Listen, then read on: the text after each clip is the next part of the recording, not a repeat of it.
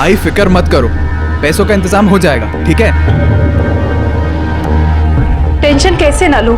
तुला तर माहिती है ना कि पैसों का इंतजाम नहीं हुआ तो क्या होगा मनीषा का? हाँ पता है आई, पैसों का इंतजाम हो जाएगा, तू टेंशन मत ले। अभिषेक बेटा, 200-400 की बात होती तो फिक्र नहीं करती, पर तुझे पता है ना 1 लाख रुपए देना है उन्हें।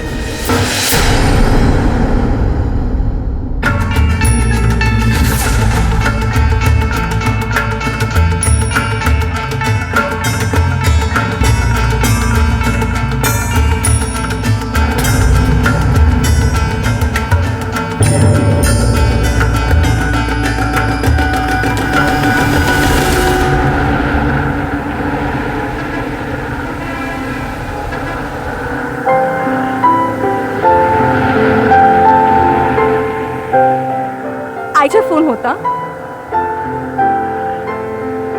मनीषा ताई को देने वाले 1 लाख के बारे में पूछ रहे थे, तो कुछ हुआ अरेंज? हुआ तो नहीं है, पर हो जाएगा, कोशिश चल रही है। 1 मिनट रुको।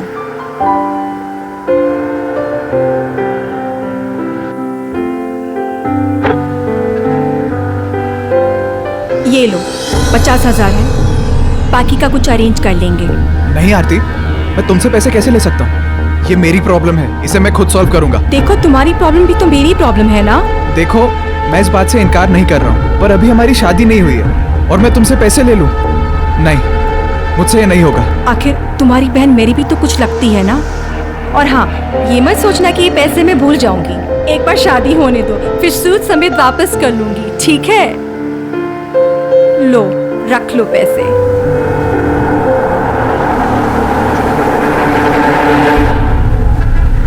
सच और अच्छाई की जीत तभी संभव है जब उसके पीछे विवेक और किसी भी कीमत पर गलत के सामने ना झुकने की दृढ़ सोच हो, वरना ईमानदारी और अच्छाई की राह पर चलते हुए इंसान को भी कभी कभी बुराई अपनी चपेट में ले सकती है, उसे नुकसान पहुंचा सकती है। हमारा आज का केस भी कुछ ऐसा ही है, जहां रिश्तों में एक दूसरे का फायदा उठाया जाता है। किसी की अच्छाई, उसकी भलमनसाहत को उसकी कमजोरी समझकर उसका शोषण होता है और धीरे धीरे जिंदगी गुनाह का शिकार बन जाती है।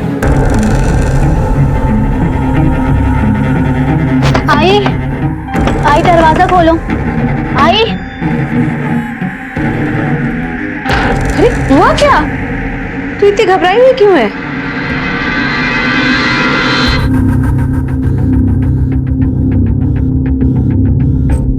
ताई, आपका जो ये देवर है ना राजन, हर रोज मेरा पीछा करता है। नल, तू क्या बोल क्या रही है तू? मैं सही बोल रही हूँ, इसकी नीयत है ना मुझे ठीक नहीं लगती है।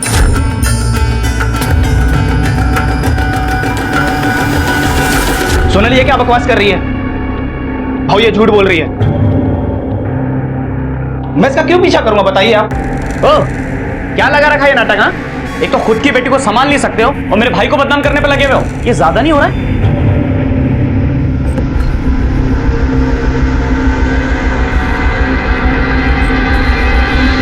क्योंकि सारे पैसे मनीषा के इलाज के लिए लग रहे हैं, तुझे खर्चे के पैसे नहीं मिल रहे हैं, इसीलिए चिढ़ती है मनीषा से। और उस राजन हाँ, वो राजकुमारी बचाना झूठा इल्जाम लगाने को। तुम लोगों को मेरे बात पे भरोसा नहीं है ना? ठीक है, अब करने दो उसको मेरा पीछा, देखना मैं उसको क्या करती हूँ। फिर बोलना नहीं कि मैंने बताया नहीं। सोनल,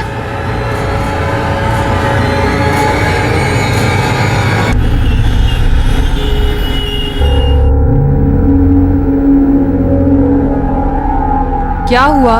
क्या सोच रहा है? यही सोच रहा हूँ आई कि तुझे सोनल पे ऐसा चिल्लाना नहीं चाहिए था। वो बड़ी हो गई, बच्ची नहीं रही। चिल्लाती नहीं तो क्या करती? मनीषा का क्या होगा सोचा है कभी?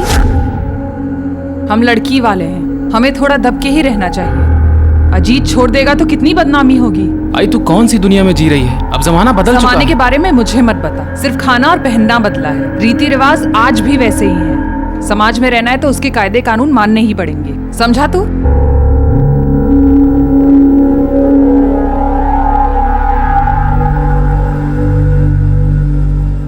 ये लो आई, पूरे 1 लाख हैं, दे दो मनीषा ताई को और निभाओ अपने रीति रिवाज।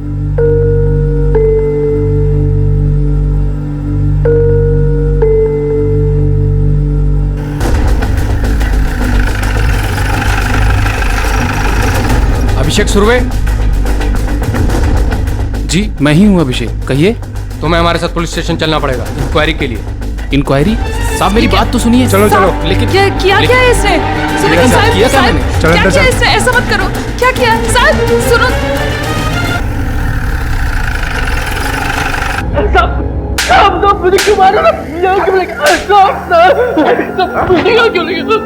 पहले अपने कलीग दोस्त राजीव दुबे का सामान चोरी करता है और उसके बाद बोलता मैंने क्या किया। मैंने कोई सामान चोरी नहीं किया साहब। ये इनोसेंट बनने का नाटक बनकर 3 दिन पहले जहाँ चोरी हुई थी वहां पर तेरे फोन की लोकेशन दिख रही है। इसका मतलब तू भी चोरी में शामिल था।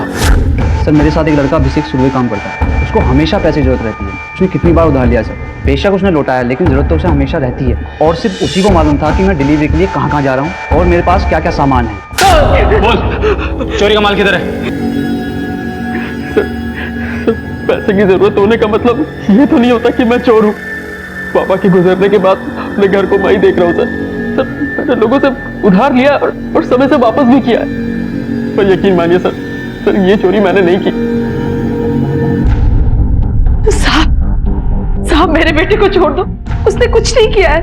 उसने आज तक किसी का एक पैसा नहीं लिया। वो चोरी क्या करेगा साहब? साहब उसे छोड़ दो। मनोज, अभिषेक लग गया हो साहब।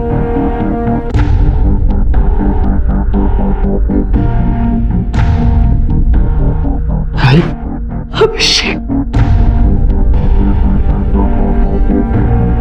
कैसा है तू? ठीक हो?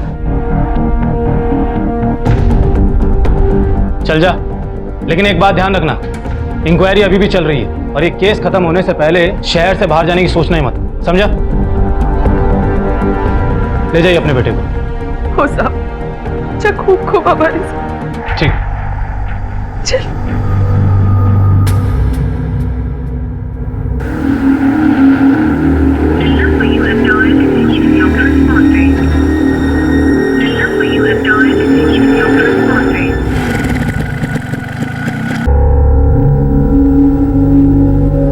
आई सुनो ना, अभिषेक को ना अब तक आ जाना चाहिए था। मुझे तो लगता है अब हमें पुलिस कंप्लेंट कर देनी चाहिए। आरती हो सकता है किसी काम में फंस गया हो, इसीलिए आने में लेट हो रहा है। ऐसा करते हैं सुबह तक देखते हैं। इतनी रात में पुलिस में क्या जाना। ठीक है, तुम्ही बोलताय तर मग राहू दे। आई मैं निकलती हूँ। हाँ अगर वो आ जाए तो मुझे प्लीज कॉल कर देना। हाँ सुनो, आईची काळजी घे। चल। अभिषेक भी ना, तो क्यों टेंशन ले रही है? दादा आ जाएंगे।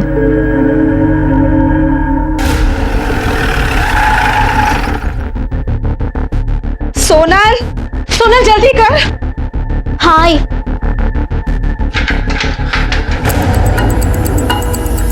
अभिषेक सुरवे यही रहता है? हाँ साहब, पर वो कल रात से लौटा नहीं है। हम दोनों थाने ही आ रहे थे रिपोर्ट लिखवाने के लिए। ठीक है, आप हमारे साथ पुलिस स्टेशन चलिए। बोलिए, कहाँ छुप के बैठा आपका बेटा? ऐसा क्यों पूछ रहे हैं साहब? क्या हुआ? मैं तो खुद आपके पास मदद के लिए आ रही थी।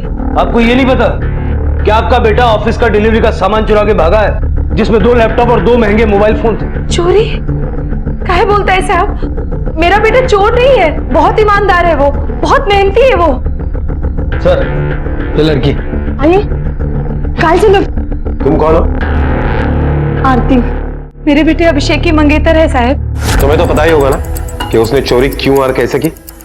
सर वो ऐसा इंसान नहीं है, वो चोरी चकारी नहीं कर सकता। वो तो बेचारा पेट्रोल के पैसे बचाने के लिए भी कड़ी धूप में कितना पैदल चलता था। सर मुझे तो लगता है उसके साथ कुछ ना कुछ गलत हुआ है। मैं तो कल ही रिपोर्ट लिखवाने आने वाली थी, लेकिन सर मैं आपके हाथ जोड़ती हूँ, प्लीज उसे ढूंढ लो। भगवान ना करे उसके साथ कुछ गलत हुआ।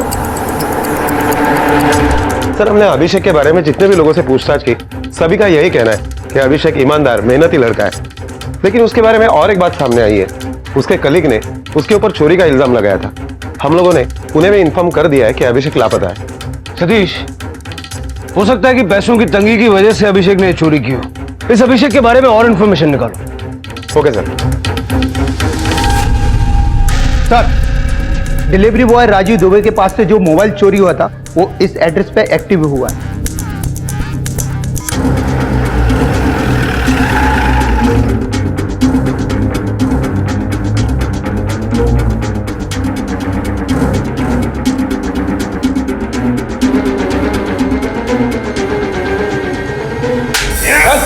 बोल। हाँ सर, मेरा सामान चोरी नहीं हुआ था, मैंने वो खुद चोर बाजार में बेचा था। अपना सामान तो चोरी करके बेचा ही, साथ में अभिषेक का सामान भी चोरी करके बेच दिया। बोल, अभिषेक और उसका सामान कहाँ है? सब मुझे जितना मालूम था मैंने आपको सच सच बता दिया सर। मुझे नहीं पता सर अभिषेक कहाँ है और उसका सामान कहाँ है सर। मैंने उसका सामान नहीं लूटा सर।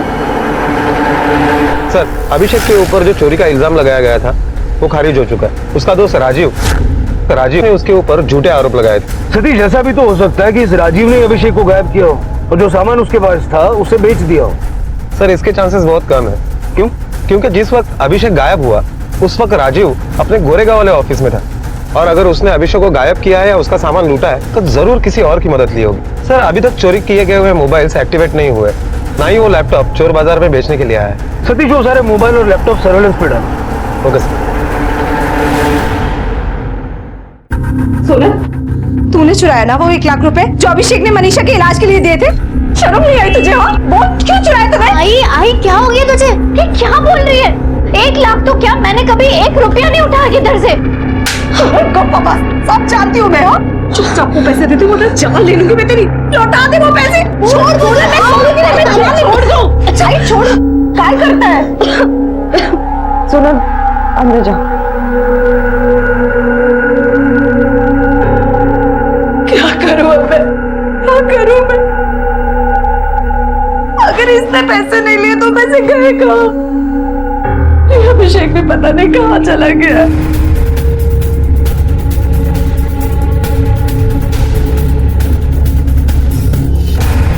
रेखा में कहीं मिला लगा? नहीं सर। चंदे कुछ मिला क्या? नहीं सर, कुछ नहीं मिला। सर, एरिया काफी सुनसान है। अभिषेक के मोबाइल के लास्ट लोकेशन के अलावा यहाँ ऐसा कुछ भी नहीं मिला जिससे ये पता चल सके कि अभिषेक यहाँ आया था। सर, अगर अभिषेक यहाँ आया था तो कम से कम उसकी बाइक तो यहाँ होनी चाहिए। सतीश, लेकिन डिलीवरी का सामान लेके अभिषेक ऐसी सुनसान जगह पे आया क्यों? और अगर यहाँ उसके साथ कुछ हुआ है तो मुमकिन है कि कोई आई विटनेस नहीं होगा। मुझे नहीं लगता कि ये चोरी का या किसी प्रोफेशनल मैटर को लेके कोई मामला है। हो सकता है कि उसकी पर्सनल लाइफ से जुड़ी हुई कोई चीज है। अभिषेक के दोस्तों, रिश्तेदारों, पड़ोसियों सबसे पूछताछ करो कौन उस पर सबसे ज्यादा खुन्नस खाता होगा सर।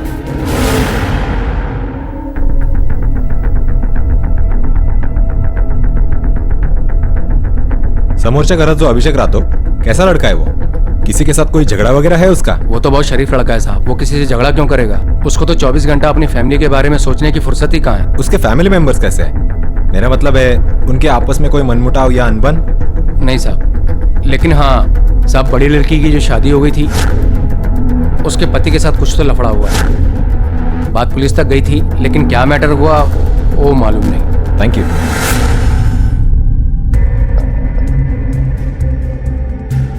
आपको ये चोट कैसे लगी? सीढ़ी से गिर गई थी साहब। 1 साल पहले शायद इसी तरह आप सीढ़ियों से गिर गई थी और उस वक्त आपने और आपके परिवार ने आपके हस्बैंड के खिलाफ डोमेस्टिक वायलेंस का केस फाइल किया और अचानक एक दिन आपने वो केस वापस लिया।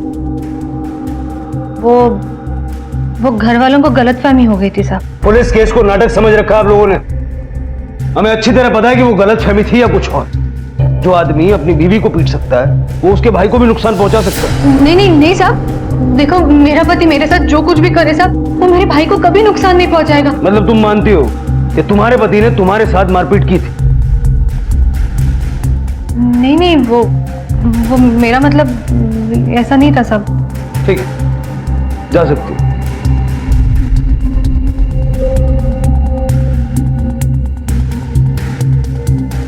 काश लोग ये समझ पाते हैं कि क्राइम को छुपाने से क्राइम खत्म नहीं होता, बल्कि और बड़ा हादसा हो सकता है।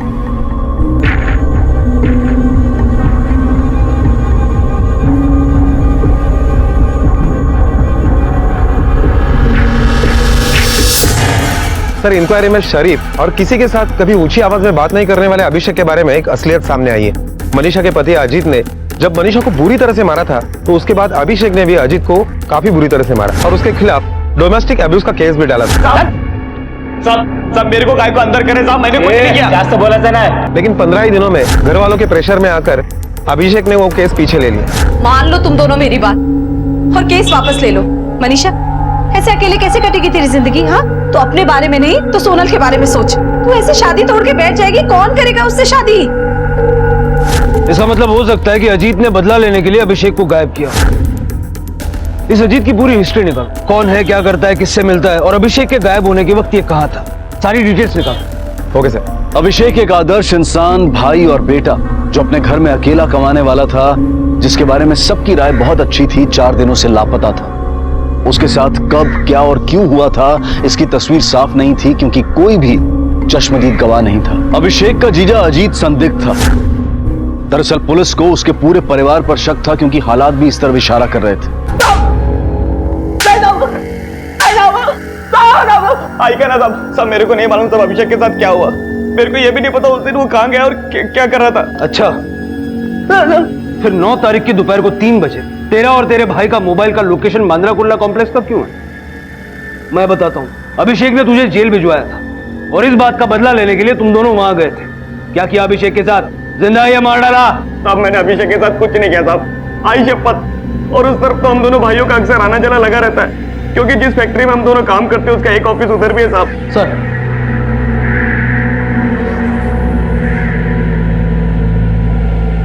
इसे यही रखना जब तक मैं न कहूं। कौन साहब, मैंने कुछ नहीं किया साहब। साहब मेरे जमाई का अभिषेक के गायब होने में कोई हाथ नहीं है, उसको छोड़ दो साहब। अभिषेक ने अजीत के खिलाफ कंप्लेंट लिखवाई थी ना, उसके बाद भी आपकी बेटी अजीत के घर वापस गई और आज यकीन से कहती है कि अजीत और उसका भाई अभिषेक को कुछ नहीं कर सकते। साहब झगड़ा किस परिवार में नहीं होता, पर ऐसे कोई बदला थोड़ी ना लेता है। मनीषा को जब उसकी गलती का एहसास हुआ वो खुद ही वापस चली गई थी।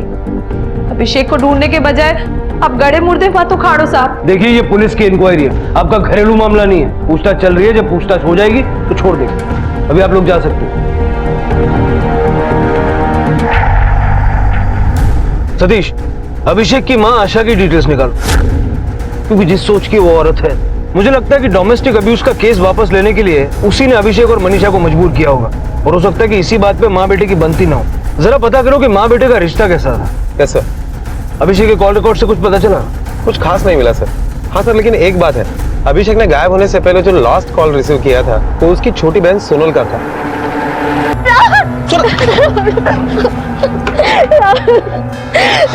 कौन था वो?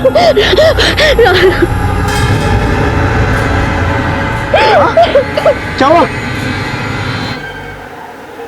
मैंने कितनी कोशिश की कि सब कुछ ठीक हो जाए, पर देखना अजीत ने फिर से मारपीट कर मनीषा को घर से निकाल दिया क्योंकि हम उससे पैसे नहीं दे पा रहे। आई, आप पैसों का टेंशन मत लो, रुको।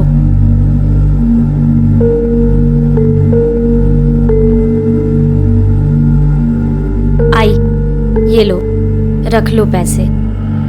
आरती? आई, ये पैसे मैं तो अभिषेक को ही देने वाली थी। आप लोग मेरे भी तो कुछ लगते हो। तूने इतना हमारे बारे में सोचा, यही बहुत है। पर ये पैसे मैं नहीं ले सकती। मैं भी तो इस घर का हिस्सा बनने वाली हूँ और अभिषेक जब तक नहीं आता तब तक आप मेरी जिम्मेदारी हो। और उसे भी तो बुरा लगेगा कि उसके पीछे मैंने आप लोगों का ख्याल नहीं रखा। प्लीज आई, ये पैसे मनीषा ताई को दे दो, उन्हें इन पैसों की सबसे ज्यादा जरूरत है। मैं कितनी नसीबवान हूँ कि मुझे तेरी जैसी बहू मिली। बस अब मेरा बेटा भी सही सलामत घर आ जाए। आई, आ जाएगा, आप मत टेंशन लो।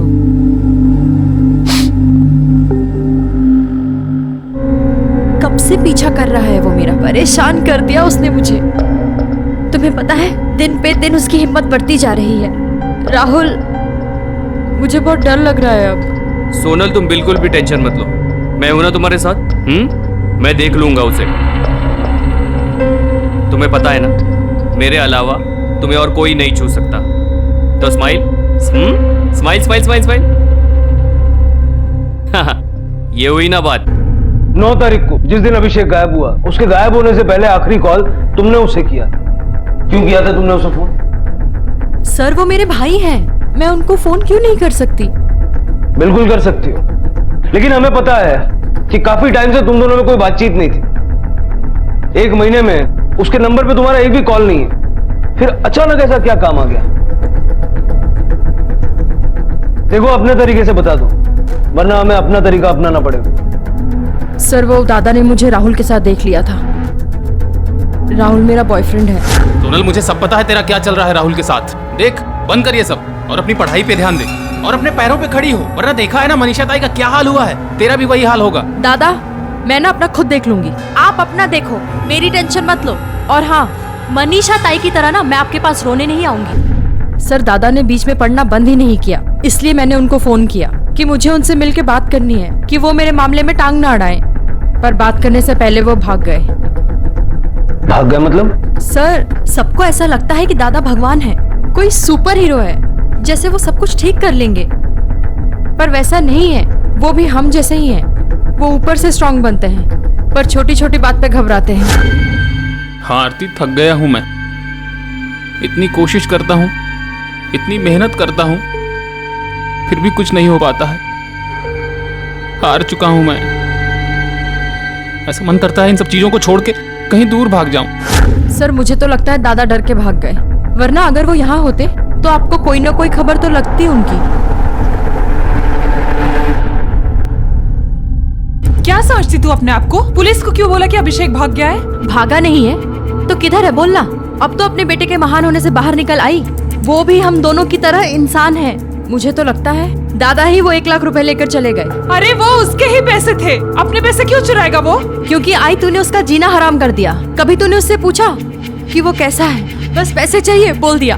अरे कभी सोचा है कि वो पैसे कहाँ से लाएगा? पैसे छापने की मशीन समझा ना तूने उसको। तेरी वजह से भागा है, तूने मजबूर किया उसे आई भागने के लिए। क्या बोली तू? मैंने मेरे बेटे को भगाया है? हाँ, मेरी वजह से भागा मेरा बेटा, मेरी वजह से भागा है वो। क्या बोली तू? पागल हो गई है क्या? हाँ हाँ, तेरी वजह से भागा है वो। और सिर्फ वही नहीं, मुझे तो लगता है बाबा भी तेरी वजह से तंग होकर मर गए। आई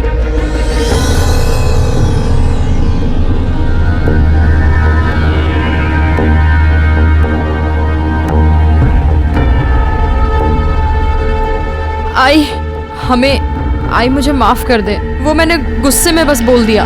आई तो सुन रही है ना? सोनल तू जा यहाँ से, माफ कर देना।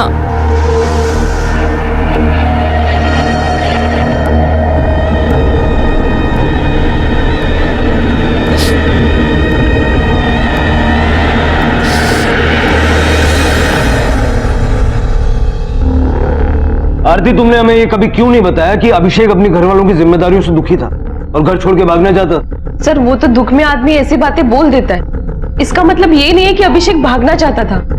मुझे यकीन है सर, अभिषेक कमजोर लोगों में से नहीं है जो भाग जाए। सर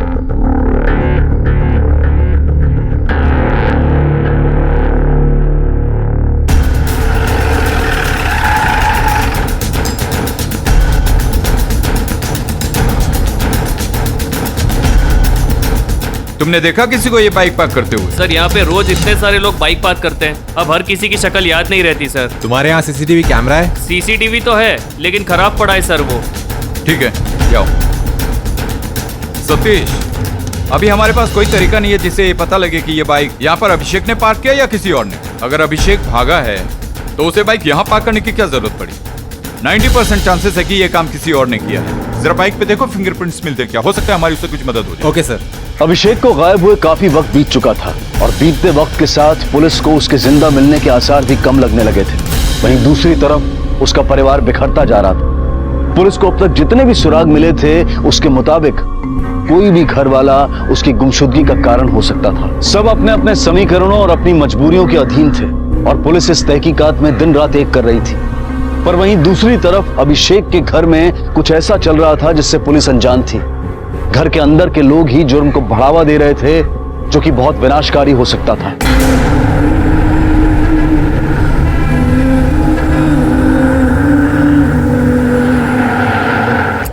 सर, सोनल, मनीषा और उनकी मां, इन तीनों में से किसी की भी मोबाइल का लोकेशन अभिषेक के लास्ट लोकेशन से नहीं मैच कर रहा है। सर, बांद्रा कुर्ला कॉम्प्लेक्स में एक डेड बॉडी मिली है। बांद्रा कुर्ला कॉम्प्लेक्स?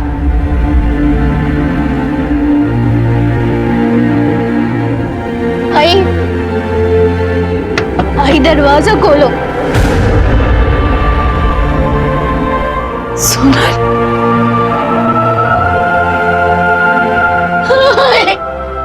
सोनल क्या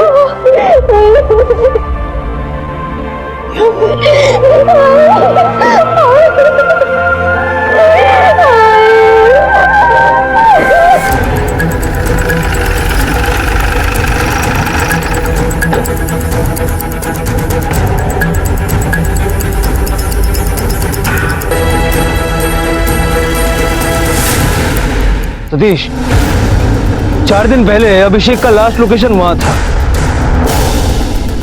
उसकी बॉडी को देख के लगता है कि उसको मर के काफी दिन हो चुके हैं। सर मुझे तो लगता है कि ये अभिषेक की डेड बॉडी है। बॉडी को पोस्टमार्टम के लिए भेजो और अभिषेक की फैमिली को शिनाख्त के लिए बुलाओ। Okay sir.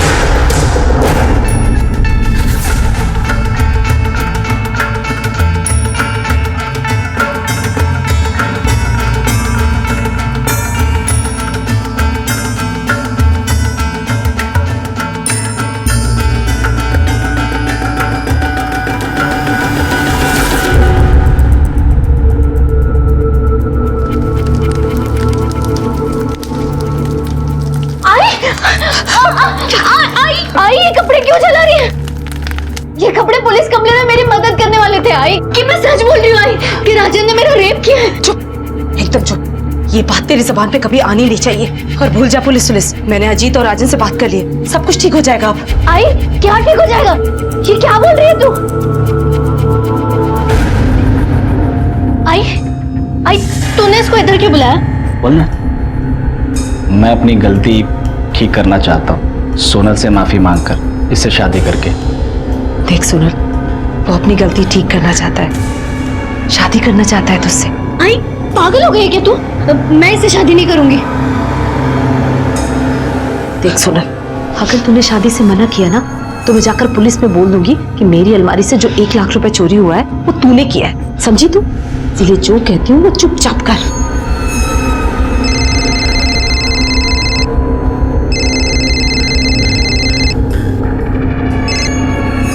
हेलो,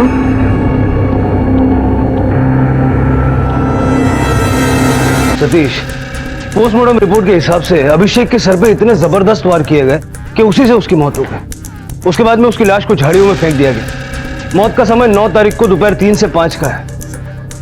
बाइक से फिंगरप्रिंट्स मिले?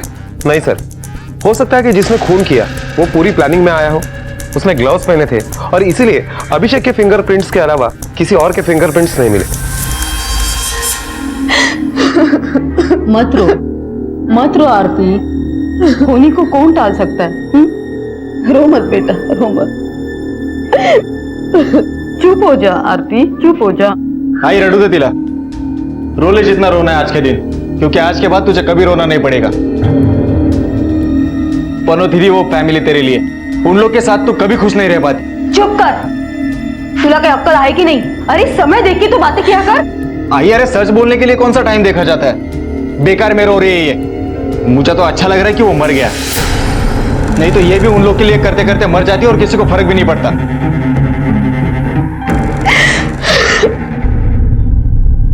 आई तो सोनल की शादी राजन से क्यों करवाना चाहती है?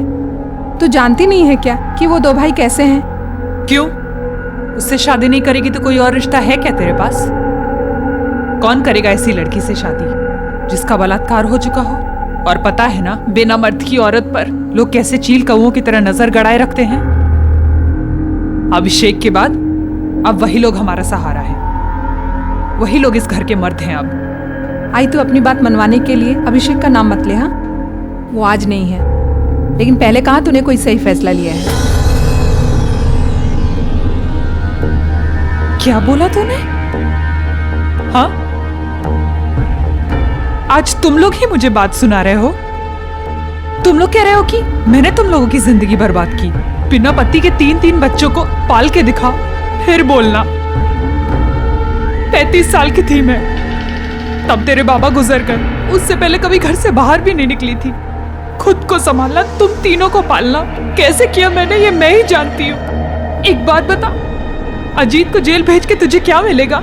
और राजन को जेल भिजवाकर सोनल को उल्टा समाज में बदनामी ही होगी। हेलो राहुल, मुझे तुमसे मिलना है, कुछ जरूरी बात करनी है। सर, अभिषेक के पड़ोसियों से जब हमने पूछताछ की तो एक बात पता चली है कि उसके घर वाले सोनल की शादी अजीत के भाई राजन के साथ कर रहे हैं। बड़े ताज्जुब की बात, और सोनल का तो एक बॉयफ्रेंड है राहुल। सर, सोनल के घर वाले अजीत की असलियत के बारे में भी जानते हैं और उन लोगों की राजन के बारे में भी कोई राय अच्छी नहीं है। इसके बावजूद भी वो लोग सोनल की शादी राजन के साथ कर रहे हैं। सतीश, इस शादी की बैक स्टोरी कुछ और ही है, वरना बेटे की मौत के फौरन बाद शादी की बात कौन करता? अपना एक कांस्टेबल 24 घंटे सिविल कपड़ों में उनके घर की निगरानी पे लगा। उनकी हर मूवमेंट की छोटी से छोटी खबर मुझे चाहिए। Okay sir. क्या ये तुम क्या कह रही हो? और तुम्हें पता है, आई मेरी शादी जबरदस्ती राजन से करवाना चाहती है, ये जानते हुए भी कि उसने मेरा रेप किया। राहुल, मैं उससे शादी नहीं करना चाहती। राहुल, एक काम करते हैं, हम दोनों मंदिर में जाके शादी कर लेते हैं। आइए। सुनो, मेरी बात सुनो। मैं तुमसे शादी नहीं कर सकता। मेरे आई बाबा कभी नहीं मानेंगे। क्या? मुझसे प्यार करने से पहले तुमने अपने आई बाबा से पूछा था क्या? देखो सुनो, मैंने कहा ना, मैं तुमसे शादी नहीं कर सकता। एक रेप हुई लड़की को मेरे घर वाले कभी एक्सेप्ट नहीं करेंगे। राहुल, इसमें मेरी क्या गलती है? देखो, गलती किसी की भी हो, मुझे उससे कोई मतलब नहीं। तुम्हारा रेप हुआ है, ये जानने के बाद मैं तुमसे कभी शादी नहीं कर सकता।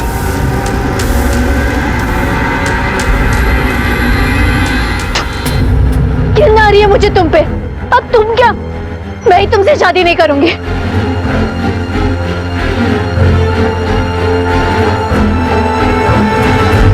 सर, मैंने पड़ोसन से पूछताछ की तो एक अजीब बात मालूम पड़ी। कुछ दिन पहले सोनल जब घर पर आई थी तो उसकी हालत बहुत बुरी थी। शरीर पर मार्क के निशान थे, कपड़े गंदे हुए थे। सर, उनको ऐसा देखकर लग रहा था कि उसके साथ कुछ गलत हुआ।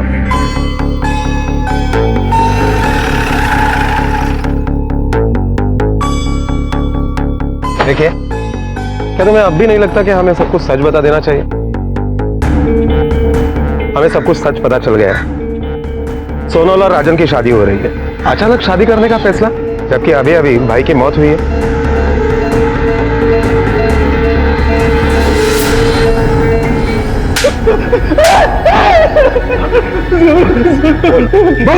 बोलता साहब, बोलता साहब, वो सोनल है ना साहब, वो उसका रेप किया था मैं। सब वो मेरे को कुछ समझती नहीं थी, उसका वजह से कितना बदनामी हुआ हम लोग का पता है। सब वो अचित भाव को घरेलू हिंसा के अंदर भी करवाया था। और इसीलिए तूने अभिषेक को मरवा दिया?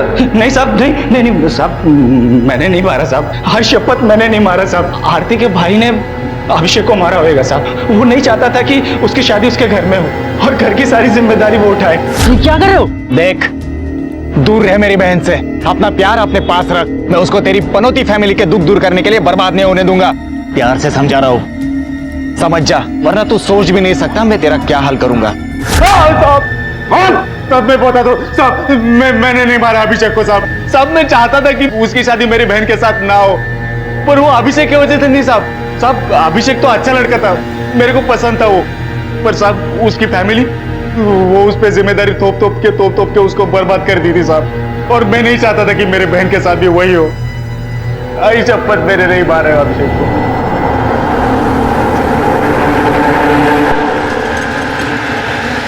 साहब, मेरी बेटी सोनल कल दोपहर से गई है और अभी तक वापस नहीं आई। मुझे तो बहुत डर लग रहा है कहीं वो खुद को कुछ कर ना ले। साहब, आपको कुछ अंदाजा है वो कहाँ जा सकती है? उसका कोई दोस्त या सहेली वगैरह? साहब, उसके दोस्तों के बारे में मुझे कुछ मालूम नहीं है। सर, सोनल का फोन अभी भी स्विच ऑफ ही आ रहा है। उसके कॉल रिकॉर्ड के मुताबिक उसने आखिरी फोन अपने बॉयफ्रेंड राहुल को किया था, तभी से सोनल गायब। सर, मेरे को नहीं मालूम वो कहाँ गई। उसने तुझे फोन किया था, क्या बोली वो फोन पे तुझसे? मिली थी तुझसे? हाँ सर, वो मुझसे मिलने आई थी और शादी करने के लिए प्रेशर दे रही थी। पर सर, उसका रेप हुआ ये सुनने के बाद मैं उससे कैसे शादी कर सकता था? तुझे कैसे पता चला उसका रेप हुआ है? सर, वो मुझसे खुद बोल रही थी कि हम लोग शादी कर लेते। मैंने मना कर दिया और वो वहां से चली गई। सर, उसके बाद मुझे नहीं मालूम कि वो कहाँ गई। हेलो, हाँ,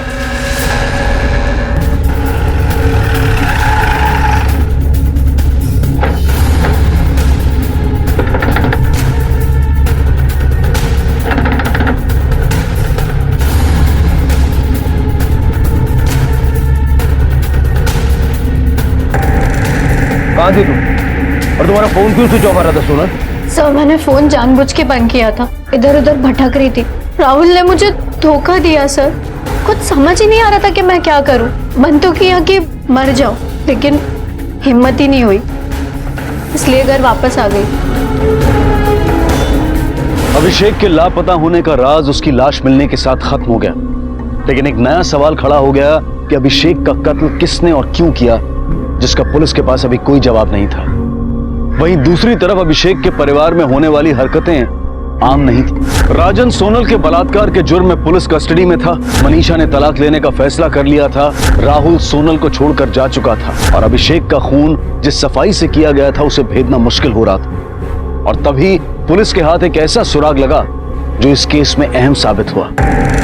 सर अभिषेक के पास से जो 2 लैपटॉप चोरी हुए थे उसमें से एक लैपटॉप ऑनलाइन वेबसाइट पर रजिस्टर हुआ। ये लैपटॉप तुझे कहाँ मिला? सर मिला नहीं है, मैंने खरीदा है। कहाँ से खरीदा? MG रोड पे अपना इलेक्ट्रॉनिक शॉप है ना, वहीं से। सुनिए, ये लैपटॉप तुम्हारे दुकान से बेचा गया था? 1 मिनट चेक करता हूँ सर।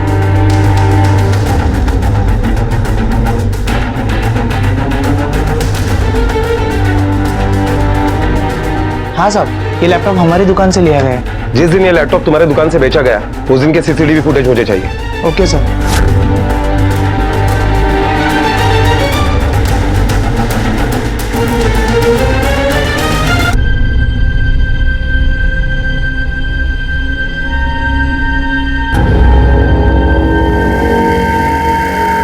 सर, सोनल ने मुझे बताया था कि अभिषेक को एक बार चोरी के इल्जाम में पुलिस उठा के लेके गई थी। मेरे घर वालों ने भी मुझे पैसा देना बंद कर दिए थे और सट्टेबाजी में भी मैं बहुत पैसे हार गया था। तभी मेरे को आइडिया आया। मैंने सोचा कि अभिषेक महंगे मोबाइल्स और लैपटॉप डिलीवर करता है। अगर मैं उसे लूट कर कहीं गायब कर दूं तो सारा इल्जाम उसी पर आ जाएगा। पुलिस भी यही सोचेगी कि अभिषेक सामान लेकर कहीं भाग गया और मैं उस सामान से अपना कर्जा चुका दूंगा। फिर सर, मैंने सोनल से कहा कि अभिषेक को फोन लगाकर मिलने की बात करो, हम आपस में मिलकर मामले को सुलझा देंगे। फिर मैंने ही कुछ देर बाद सोनल से फोन करके कहा कि मुझे कुछ जरूरी काम आ गया है, इसलिए हम आज मिल नहीं सकते। मैंने अपना फोन स्विच ऑफ करके उससे अकेले मिलने चला गया। अभिषेक भाई, अभिषेक भाई,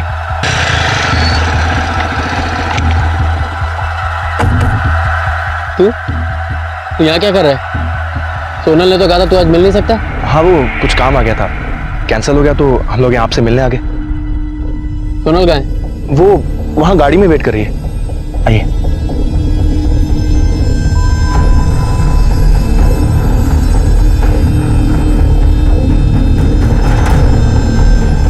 सर, मैं उसे वहां लेकर गया और उसके सर पे लोहे की रॉड मारी।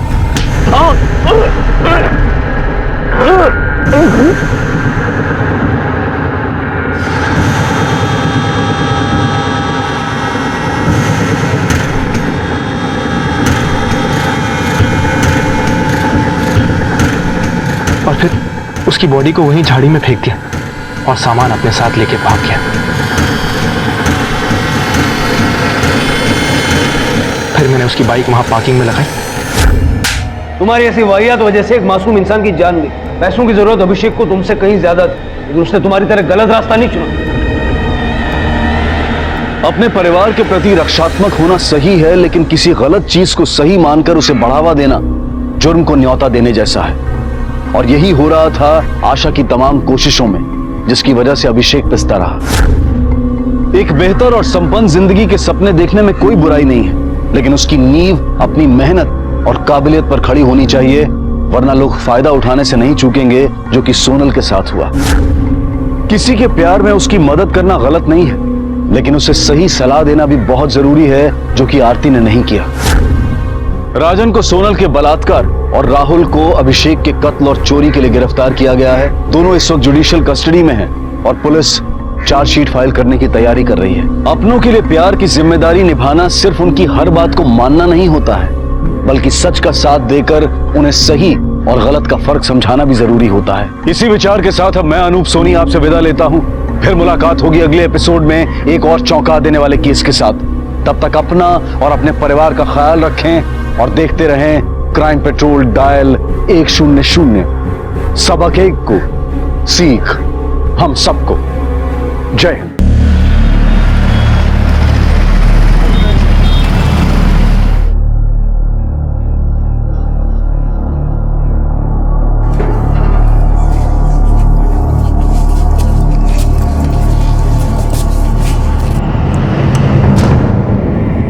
मम्मी घर पे नहीं है।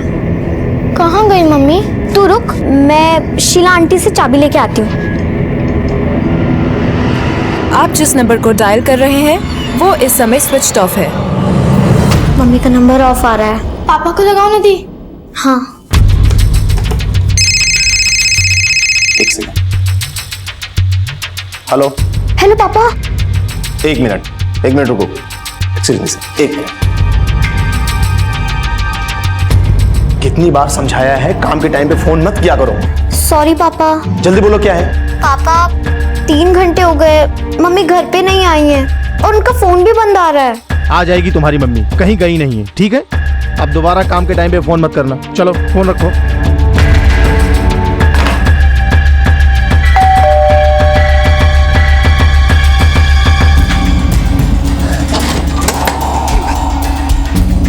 मीरा, एक गिलास पानी देना। भत्ता रानी, मेरी टांगे तो टूट गई।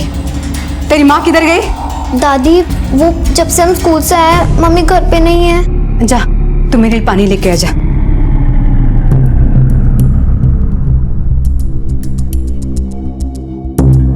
पानी। जा दादी से पूछ खाना लगा कि नहीं।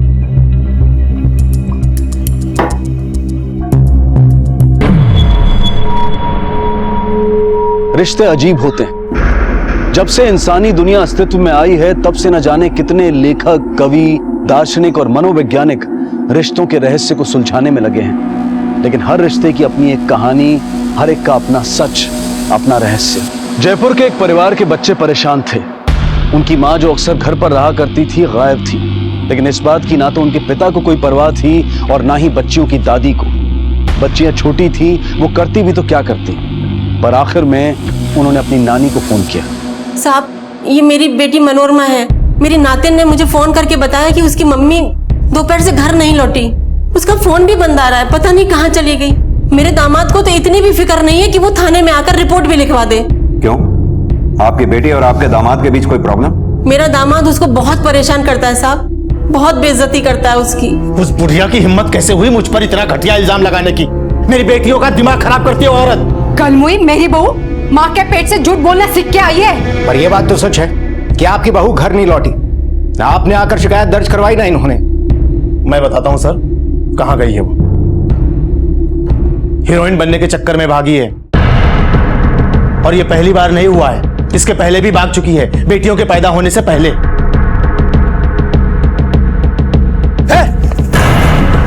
कहां जा रही है तू? बम्बई हीरोइन बनने। कब तक ऐसे जीऊंगी? तेरी शादी हो चुकी है। तो माधुरी दीक्षित भी तो शादी के बाद काम करती है, फिर मैं क्यों नहीं? सब झूठी बातें हैं साहब, मेरी बेटी ऐसी नहीं है। साहब देखिए, ये सब उसी का है। फिल्म और टीवी सीरियल का भूत सवार था उसके सर पर। अब साहब, इस उम्र में आकर कौन सी ऐसी लड़की है जो इस तरीके की पत्रिकाएं नहीं पढ़ती? और मैंने तो आज तक नहीं सुना साहब कि फिल्मी पत्रिकाएं पढ़ के कोई लड़की घर से भाग गई हो। 34 साल की है साहब मेरी बेटी, 2 बच्चियों की माँ है। उसे अपनी जिम्मेदारियों का पूरा एहसास है साहब। मेरी बेटी पागल थोड़ी है साहब जो ऐसे ही घर बार छोड़कर भाग जाएगी। और मान लो साहब कि उसने ऐसा करने की कोशिश की भी होगी तो वो सिर्फ इसलिए कि वो लोग उसके ऊपर बहुत अत्याचार करते हैं। क्यों करते हैं अत्याचार? कोई खास वजह? साहब, मेरे दामाद से उसकी खूबसूरती बर्दाश्त नहीं होती। साहब, मुझे आज भी वो दिन याद है जब मेरी बेटी घर आई थी। दूसरी बार पेट से थी वो। मैं क्या करूं माँ, कुछ समझ नहीं आता। प्यार जरा भी नहीं है। दोनों माँ बेटे हर वक्त मुझे सताते हैं। अब तो मारने भी लगे हैं। मेरी हर बात में नुक्स निकालते हैं माँ। जब वो तुझे इतना मारता है तो फिर तू दोबारा पेट से क्यों? मैं क्या करती माँ, मेरे साथ जबरदस्ती करते हैं। मेरी तबीयत ठीक हो या ना हो उन्हें कोई फर्क नहीं पड़ता। मैं हो गई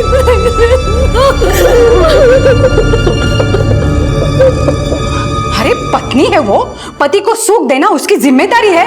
सर बलात्कारी तो है ऐसा शारीरिक संबंध। देख लीजिए साहब, माँ की ऐसी सोच तो बेटी कैसी होगी। दिन भर टीवी के सामने बैठे रहते हैं, कभी ये पिक्चर कभी वो पिक्चर। साहब मैं आपको बताती हूँ, एक दिन हमारे शहर में शूटिंग चल रही थी और ये महारानी घर का सारा काम धाम छोड़कर चली गई शूटिंग देखने। शूटिंग ही तो देखने के लिए गई थी। अरे गुनाह आप लोगों की तू मैं में कोई दिलचस्पी नहीं है हमारी। हमारा काम हम पे छोड़ दीजिए। लता लेके जाओ इन्हें। चलो उठो, चलो चलो। सर ये बात तो साफ है कि मनोरमा की ना अपने पति से बनती है ना सास से। कहीं ऐसा तो नहीं कि माँ बेटे ने मिलकर ही कुछ किया हो और फिर भागने की कहानी बना रहे हैं। अंकल मम्मी हमें छोड़ के कभी नहीं जा सकती हैं। बेटा आप इतने यकीन के साथ कैसे कह सकते हो? अंकल क्योंकि वो दुनिया की बेस्ट मम्मा है। अच्छा तो अब आप बच्चों की बात पे भरोसा करेंगे? इतना दिमाग होता ही नहीं? अपनी माँ की नौटंकी को समझ पाने की समझ होती है इनमें? साहब वो कल हुई पिक्चर की इतनी दीवानी अपने बच्चों का नाम करिश्मा करीना रखने वाली थी। देखिए साहब मैं तो कहती हूँ आप अपने कुछ लोगों को मुंबई भेज दो, देखना वही पड़ी मिलेगी हीरोइन बनने के चक्कर में। हाँ सर मनोरमा अपने साथ एक भी कपड़ा लेकर नहीं गई, उसकी अलमारी से पर्स मिला।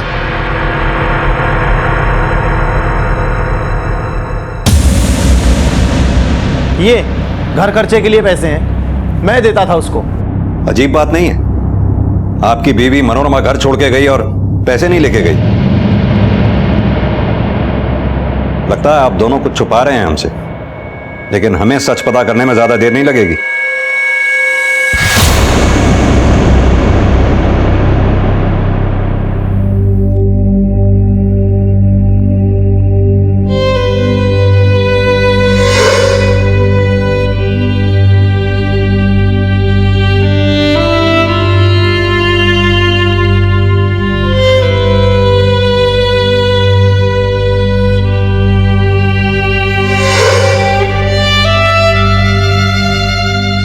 नींद नहीं आ रही, माँ की याद आ रही है।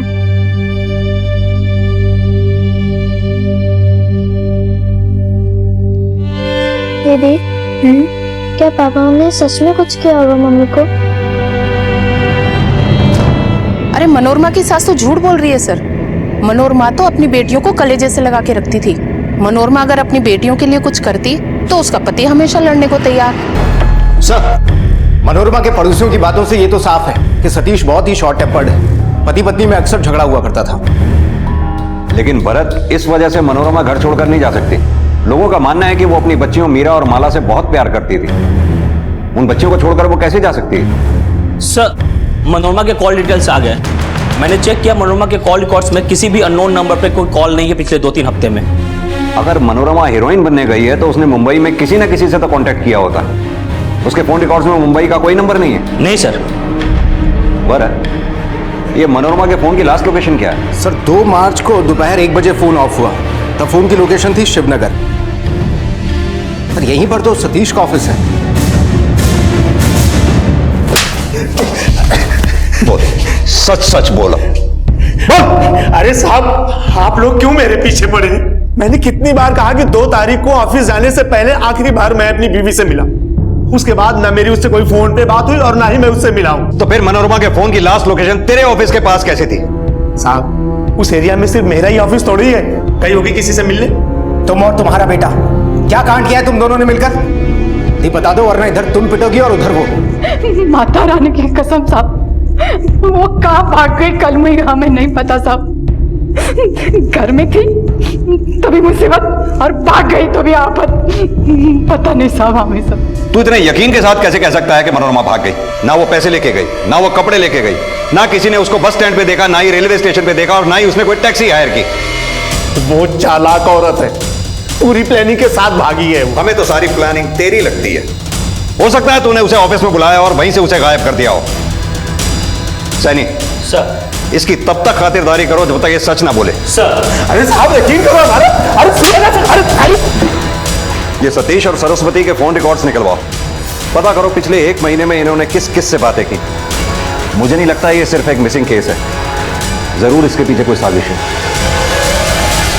एक तरफ पुलिस को शक होने लगा था कि जो नजर आ रहा है इस केस में सच उतना ही नहीं है। सच की बहुत सी परतें अभी खुलनी बाकी थी। बहुत सारे राज छिपे थे मनोरमा के गायब होने में। मनोरमा और उसके पति का रिश्ता एक ऐसी अनबुझ पहेली बन चुका था जिसे पुलिस सुलझा ही नहीं पा रही थी।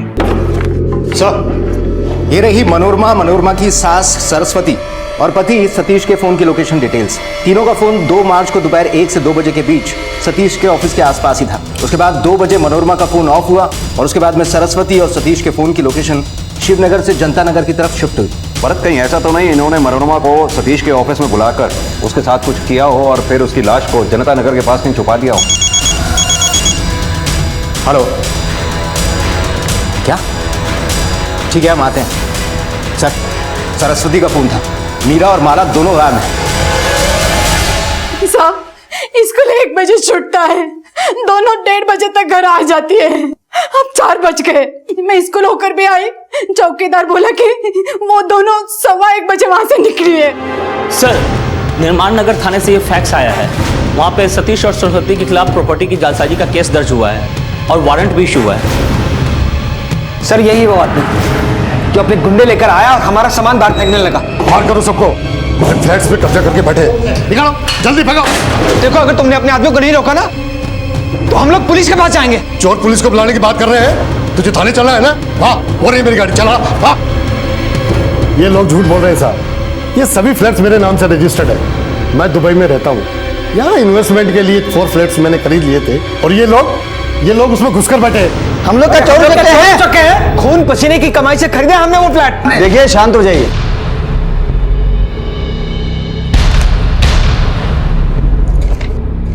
देखिए, रजिस्ट्रार ऑफिस से प्रॉपर्टी के कागजात मंगाए हैं और इनके हिसाब से चारों फ्लैट्स मिस्टर मलिक ने बिल्डर से खरीदे थे। और आप जो दस्तावेज दिखा रहे हैं सब फर्जी हैं। इनको कभी रजिस्ट्रार ऑफिस में दर्ज ही नहीं करवाया गया। ऐसा कैसे हो सकता है साहब? देखिए, बहस करने का कोई फायदा नहीं है। आपके डॉक्यूमेंट्स कोर्ट में टिक नहीं पाएंगे। आपको मिस्टर मलिक की प्रॉपर्टी खाली करनी पड़ेगी।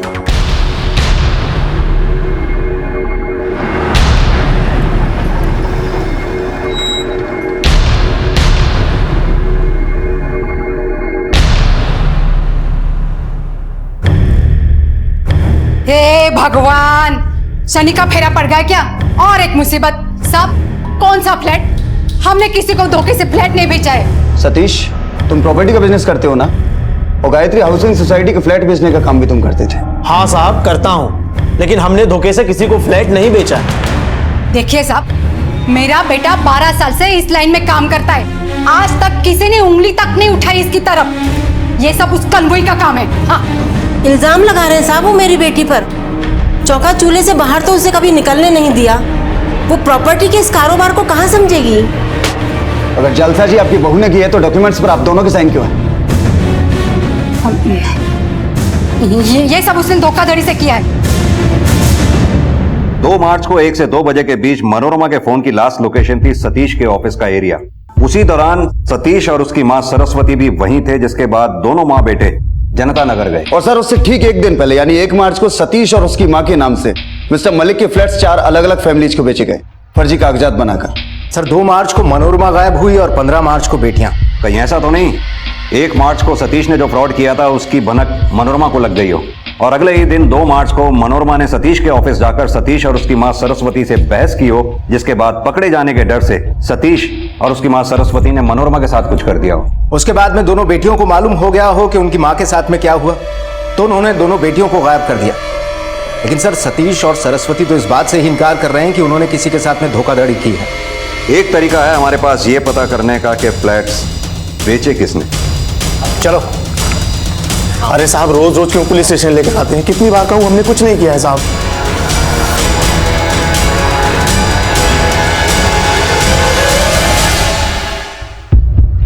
यही है वो दोनों?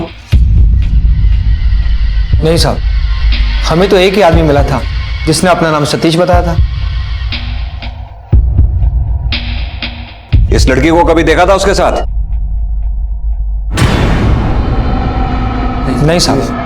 उस आदमी का चेहरा तो याद होगा जिसने तुम्हें धोखा दिया? हाँ साहब। उसका स्केच बनवा सकते हो? हाँ साहब, बनवा सकते हैं। नानी,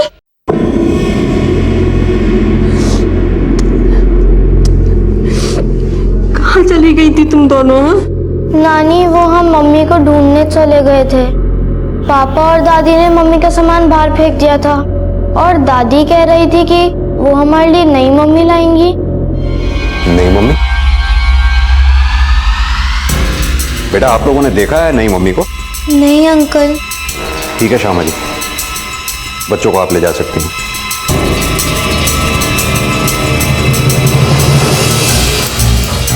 ये दूसरी मम्मी का नया ही एंगल सामने आया। पता करो ये बात गुस्से में कही गई थी या बाकी इन लोगों की कोई प्लानिंग थी। और सतीश और सरस्वती के फोन रिकॉर्ड्स और फोन की लास्ट लोकेशन दोबारा से चेक करो, हो सकता है हमारी नजर से कुछ चूक गया हो।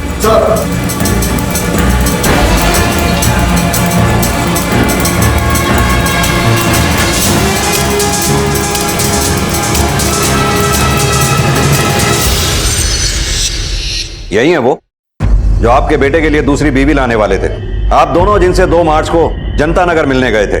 साहब वो कलमुई किसी काम की नहीं थी, हम तो सोचा बेटे की दूसरी शादी कर दूं। तो आपने अब तक ये बात छुपाई क्यों थी? और क्या करते साहब, शुरू से हम दोनों पर आप शक कर रहे थे और हमें क्या पता वो कलमुई उसी दिन गायब होगी। इस बारे में मनोरमा जानती थी? नहीं। देखिए साहब, मैं अपने बेटे का सुख देखना चाहती हूँ, बस, और कुछ नहीं। और सतीश तुम भी दूसरी शादी करना चाहते थे?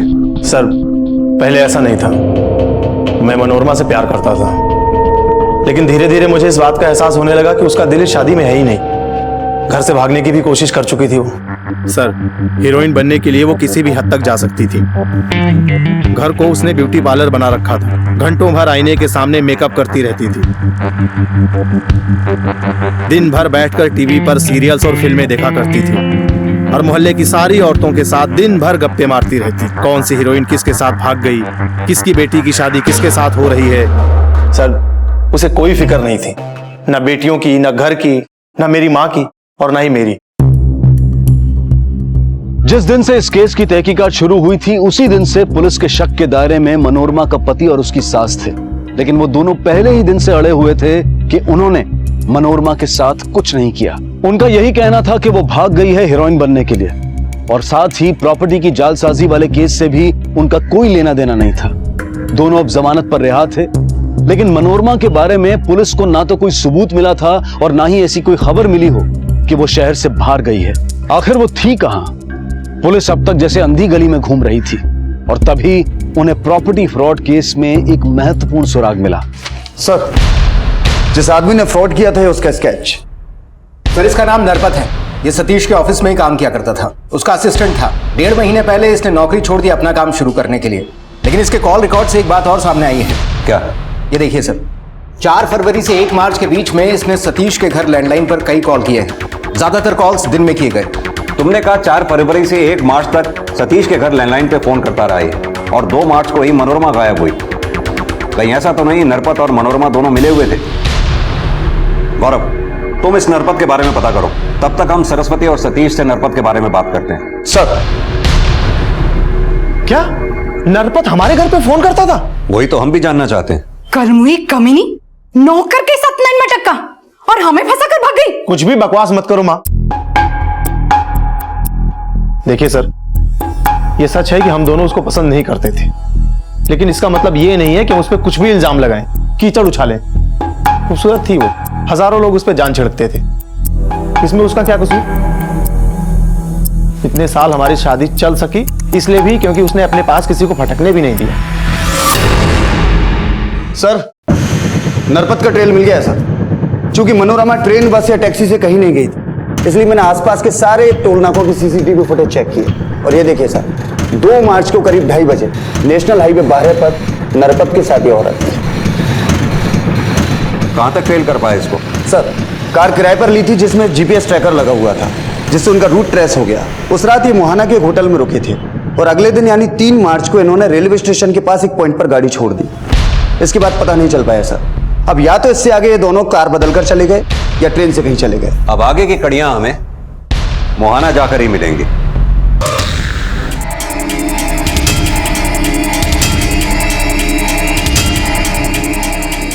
हाँ सर, ये दोनों आए थे यहाँ पर। रुके, मैं 1 मिनट आपको बताती हूँ।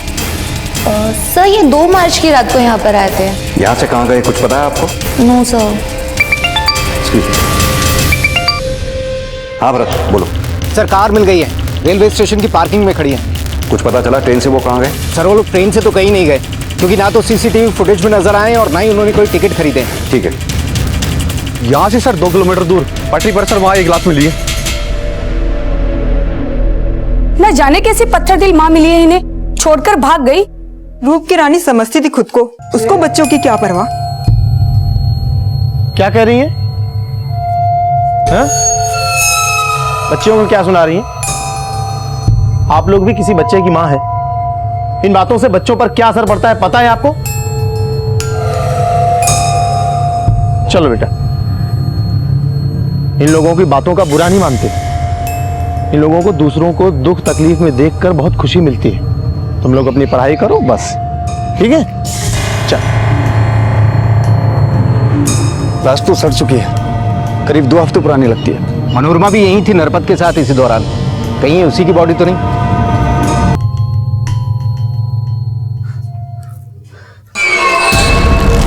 सर ये मनोरमा है, ये साड़ी और गहने उसी के हैं। बॉडी सड़ चुकी है, पक्का ये मनोरमा ही है? शादी के बाद 12 साल साथ में गुजारे, आंखें इतना धोखा नहीं खाएंगी। ये मनोरमा ही है सर। आइए।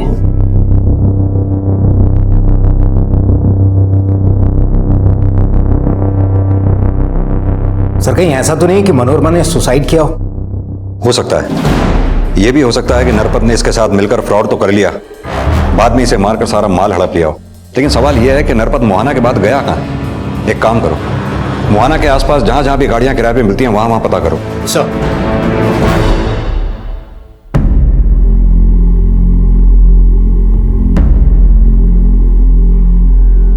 माला, तू उदास मत हो। मुझे लगता है कि हमारी मम्मी जिंदा है, वो वापस आ जाएंगी। सच में दीदी? हाँ। आओ, आ जाओ। सर ये मुनीराम है, मोहाना से। इसका कहना है कि जो लाश हमें मिली थी वो इसकी बीवी की है। व्हाट? ये कैसे हो सकता है? सतीश ने शिनाख्त की है? आप मोहाना थाने फोन लगा कर पूछो साहब। मेरे पत्नी के गायब होने की रपट मैंने लिखाई थी, मैंने उनको फोटो दिखाया तो उन्होंने बताया कि एक ऐसी ही लाश मिली थी। बस सर आप उसको लेके जयपुर आ गए सर। ये देखिए फोटो सर। वही गहने, वही साड़ी? यही मेरी कमला है साहब, यही साड़ी पहनकर घर से गई थी साहब। और डॉक्टर साहब बोले कि अब मां नहीं बन सकती, तो निराश थी और एक दिन घर छोड़कर चली गई साहब। तो फिर सतीश ने शिनाख्त क्यों की? ऑटोप्सी से यह बात कंफर्म हो गई है कि जो लाश हमें मिली थी वो कभी मां नहीं बनी थी, यानी कि वो लाश मनोरमा की हो ही नहीं सकती। तो फिर तूने शिनाख्त झूठी क्यों की? क्योंकि मैं चाहता था कि पुलिस इस केस को बंद कर दे और मेरा पीछा छूटे। जब से वो घर से भाग कर गई है, थाने के चक्कर काट काट के मेरा जीना मुहाल हो गया है। और मोहल्ले में बदनामी जो हो रही है सो अलग।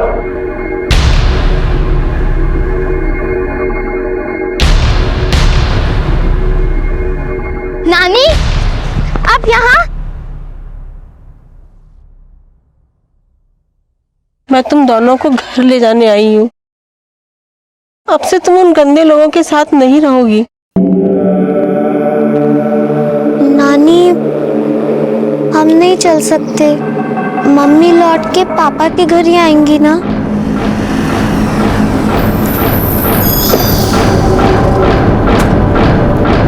अच्छा हुआ आप हमें यहाँ मिल गई। हमें मीरा और माला की स्कूल टीचर ने यहाँ बुलाया। क्यों? आज बहुत अजीब बात हुई, इसलिए आप लोगों को बुलाना पड़ा। मीरा और माला को अक्सर बच्चे परेशान करते हैं और हम उन्हें रोकते हैं, लेकिन आज मीरा ने कहा कि उनकी माँ मरी नहीं है, जिंदा है और वो सबको सबक सिखाने वापस आएगी। ऐसा ही इसने मुझे भी कहा था साहब। मीरा बेटा, आपने ऐसा क्यों कहा कि आपकी मम्मी वापस आने वाली है? क्योंकि वो मरी नहीं है, मैंने उनको टीवी पे देखा था। टीवी पर? कब? सर मीरा की बात बिल्कुल सही थी, ये देखिए।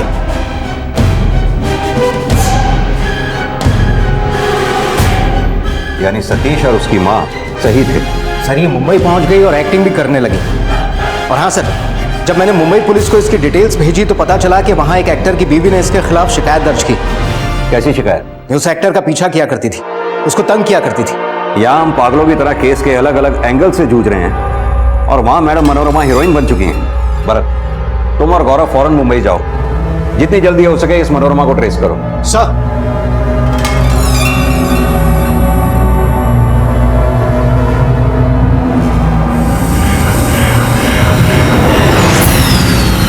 अरे भाई साहब ठीक है, आपको लगी तो नहीं ना बिल्कुल भी?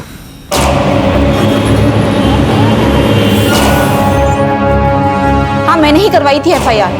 3 हफ्ते हो गए हैं, जीना हराम कर दिया उस औरत ने मेरे पति का।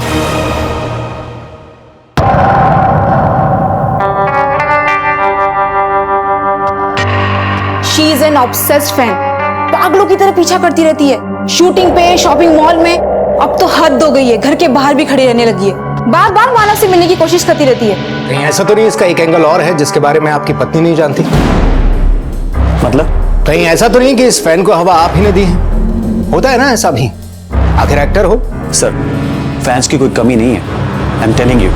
लेकिन एक पागल और बेवकूफ औरत के पीछे क्या मैं अपना करियर खराब करूंगा?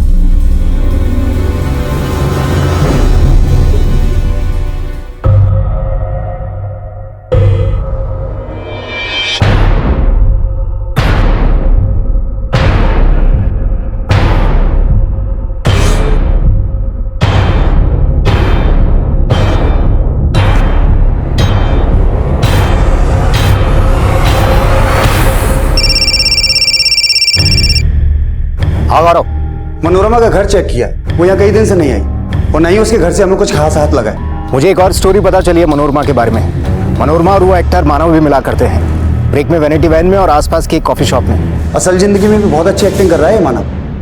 कुछ महीने पहले हुई थी मुलाकात उससे, जब मेरा जयपुर में शूट था, उसी दौरान वो कहने लगी कि उसे एक्टर बनना है और मैंने भी डींगे हाँकते हुए उससे ये कह दिया कि आ जाओ मुंबई, इंडस्ट्री में मेरी जान पहचान है, तुम्हें रोल दिलवा दूंगा। लेकिन मुझे क्या पता था कि वो सचमुच मुंबई अटकेगी।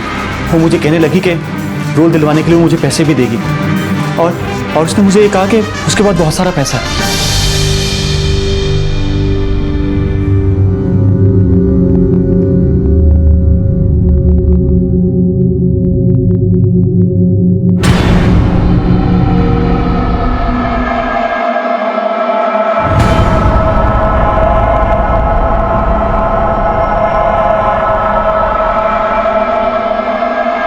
पापा, कोई ना हमारा पीछा कर रहा है। अरे नहीं बेटा, कोई पीछा नहीं कर रहा है, ये वहम है।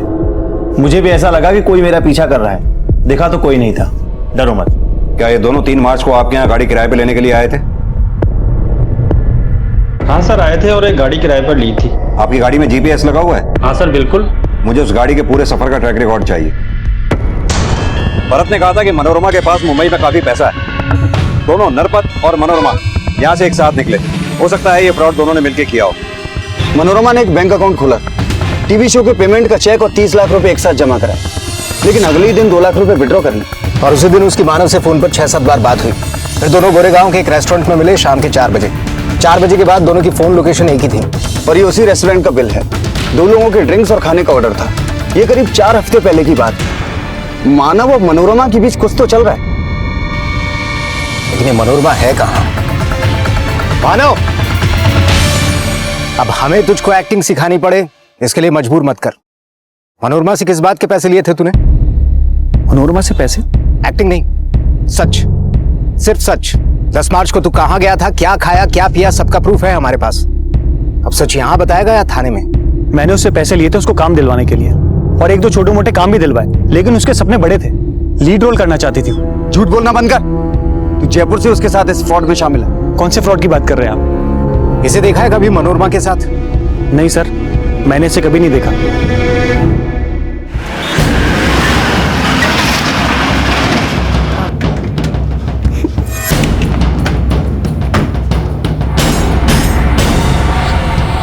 यही है वो गाड़ी जो नरपत ने रीजेंट कार वाले से किराए पे ली थी। नंबर भी वही है। ये आदमी यहाँ रुका हुआ? हाँ जी सर, रुका हुआ है। कौन सा नंबर कमरा में? ये 105 में रुके हुए हैं सर। इसकी डुप्लीकेट चाबी दो हमें।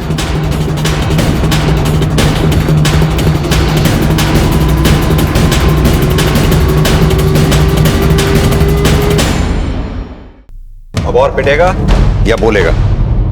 मनोरमा पर दिल आ गया था साहब। उसे जब पहली बार देखा तब से ही साहब न मेरी हिम्मत थी न मेरी औकात थी। एक दिन मनोरमा खुद मेरे पास आकर बोली कि उसके पास पैसा कमाने का एक आइडिया है। वो जानती थी साहब मैं बहुत सारा पैसा कमाना चाहता हूँ, और मैं भी साहब इतना तो जानता ही था कि वो हीरोइन बनना चाहती है। तो ये सारा प्लान मनोरमा का था? मनोरमा इतना तो जानती थी कि कुछ फ्लैट ऑनर्स यहाँ पर पैसा लगाते हैं फ्लैट्स के अंदर, लेकिन रहते वो विदेश में ही है। तो साहब हम दोनों ने मिलकर ही पूरा प्लान बनाया। मनोरमा का मेन काम था फ्लैट्स के डॉक्यूमेंट्स पर सतीश और उसकी माँ के सिग्नेचर कराना, और साहब मेरा काम था सतीश बनकर उन चारों फैमिलीज को बेवकूफ बनाकर घर बेचना। पैसे लेकर हम दोनों शहर छोड़कर जाने वाले थे।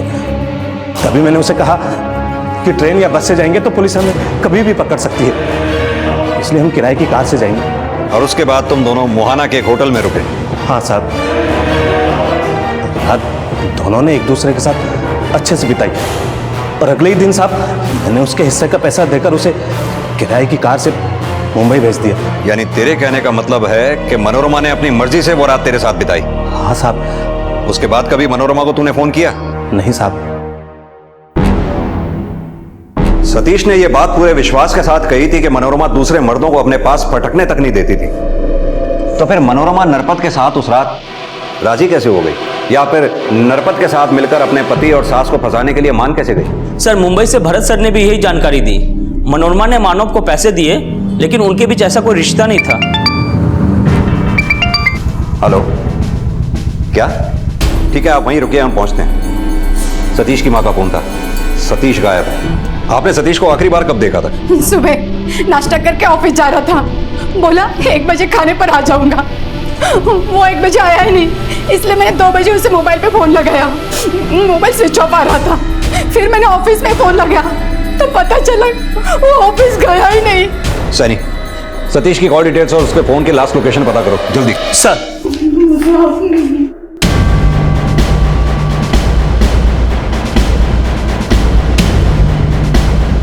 मनोरमा को जयपुर ट्रेन में चढ़ते हुए देखा गया है। लेकिन वो जयपुर लौटेगी क्यों? ये औरत कब क्या करती है, क्यों करती है, ये तो तभी समझ में आएगा जब एक बार वो हमारे हाथ लगेगी।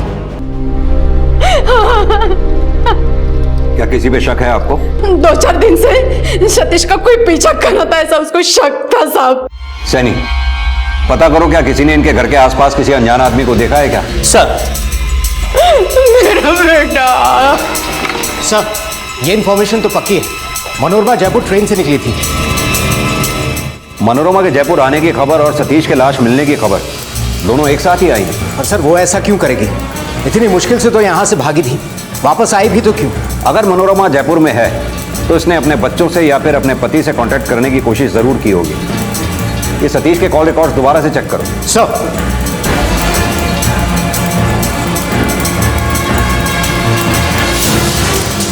सर, मैंने सतीश के कॉल रिकॉर्ड्स चेक किए सर। वो पिछले 2 दिनों से मुंबई लोकेशन के एक नंबर से कांटेक्ट में था, और मरने से कुछ घंटे पहले भी उसकी उसी नंबर पे बात हुई थी, और फोन की लोकेशन जवाहर नगर के एक होटल की है। Come on, let's move.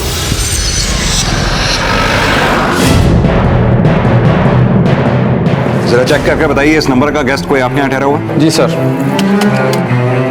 Ji sir, room number 101।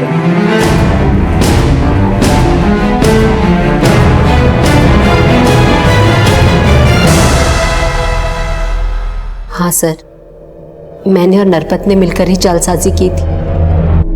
मैं हीरोइन बनना चाहती थी सर, और मुंबई जाने के लिए बहुत सारे पैसों की जरूरत थी। नरपत ने कहा वो मेरी मदद करेगा। मैंने उस पर भरोसा किया सर, और इसलिए उसके साथ चली गई। रास्ते में हम मोहाना के एक होटल में रुके। पैसे देना तो दूर, उसने मेरे साथ जबरदस्ती। तुम्हारे साथ इतना सब कुछ हुआ तो फिर घर वापस क्यों नहीं गई तुम? किस मुंह से लौटती सर? माँ के पास भी नहीं जा सकती थी। नरपत चाहता था मैं उसके साथ रहूं, लेकिन मैं मौका पाते ही सारे पैसे लेकर मुंबई भाग गई सर। वहाँ कुछ दिन स्ट्रगल करने के बाद मुझे एक सीरियल में एक रोल भी मिल गया। तो फिर तुम अब जयपुर वापस क्यों आई? सर मैं अपनी बच्चियों के बिना नहीं रह सकती। मैंने सोचा मैं अपनी बच्चियों को अपने पास मुंबई ले आती हूँ, इसलिए जयपुर आई। यहाँ आकर मैंने सतीश को फोन किया। मैंने उसे कहा कि मैं उसे डिवोर्स दे दूंगी, उससे कोई पैसों की डिमांड भी नहीं करूंगी, बस वो मेरी बच्चियां मुझे दे दे। मुझे पता था सर, मेरी सास मेरे पति के लिए वैसे भी दूसरी बीवी ढूंढ रही थी, पर सतीश ने मना कर दिया। उसने मुझे धमकी दी कि मैं अपनी बेटियों के पास भी न दिखूं। उसने मुझे कहा चाहे कुछ भी हो जाए, वो मीरा और माला को मुझे नहीं देगा। इस बात में हमारा बहुत झगड़ा हुआ सर। और इसी झगड़े की वजह से तुमने सतीश का कत्ल कर दिया? नहीं सर, नहीं, मैंने सतीश को नहीं मारा। सर, हमने मनोरमा का कमरा और पूरा सामान चेक किया, लेकिन मर्डर वेपन नहीं मिला। सर ये उस्मान है, तीरथ नगर में ऑटो चलाता है। इसने बताया कि इसके ऑटो में कुछ दिन पहले एक आदमी बैठा था जिसने सतीश का पीछा किया था। चेहरा याद है तुम्हें उस आदमी का? हाँ जी साहब, याद है।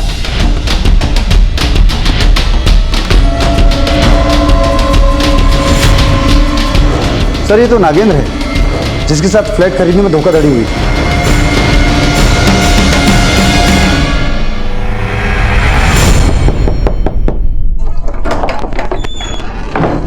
देखो इसे जरा। कहाँ मुझसे चले आ रहे हैं? अभी पता चल जाएगा। सर इनके बैकयार्ड से मिला। जिंदगी भर की कमाई वो फ्लैट खरीदने में गई। सरकारी नौकरी में हूं, आप खुद ही सोच लें कितना कमाता हूं, कितना बचाता हूं। सोचा था बाकी की जिंदगी बड़े आराम से अपने घर में बिताऊंगा। कभी सपने में भी नहीं सोचा था कि मेरे साथ इतना बड़ा धोखा होगा। लेकिन तुम्हें तो ये बात अच्छी तरह से पता थी कि सतीश ने तुम लोगों के साथ कोई धोखा नहीं किया। मैं नहीं मान सकता साहब, कोई नौकर इतना बड़ा फ्रॉड अपने मालिक की पत्नी के साथ मिलकर। हमारे डॉक्यूमेंट्स पर सतीश का ही साइन थे। अपना बदला पूरा करने के लिए एक निर्दोष आदमी की जान ले ली। अपने परिवार को बचाने के लिए एक इंसान का पूरा परिवार बर्बाद कर दिया। यह भी नहीं सोचा कि कैसे जिएंगी उसके दोनों बच्चियां बिना बाप के।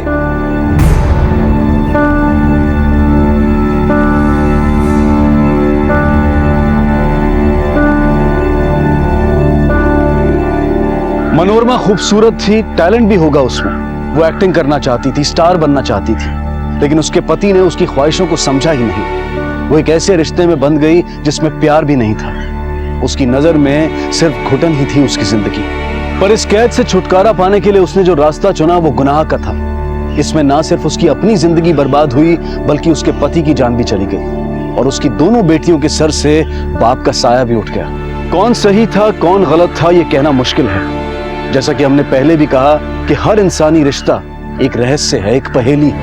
और आज तक ना तो कोई ऐसी किताब बनी है और ना ही कोई ऐसा शास्त्र बना है जिसमें वो सारे सूत्र हों जो एक इंसानी रिश्ते को फ्लॉलेस यानी कि पूरी तरह से निर्दोष बना सके। इसी विचार के साथ अब मैं अनूप सोनी आपसे विदा लेता हूं। फिर मुलाकात होगी अगले एपिसोड में एक और चौंका देने वाले केस के साथ। तब तक अपना और अपने परिवार का ख्याल रखें और देखते रहें क्राइम पेट्रोल डायल 100। सबक एक को सीख हम सबको। जय हिंद। इस तरह के और भी एपिसोड देखने के लिए हमारे चैनल को सब्सक्राइब करें और बेल आइकन दबाना ना भूलें।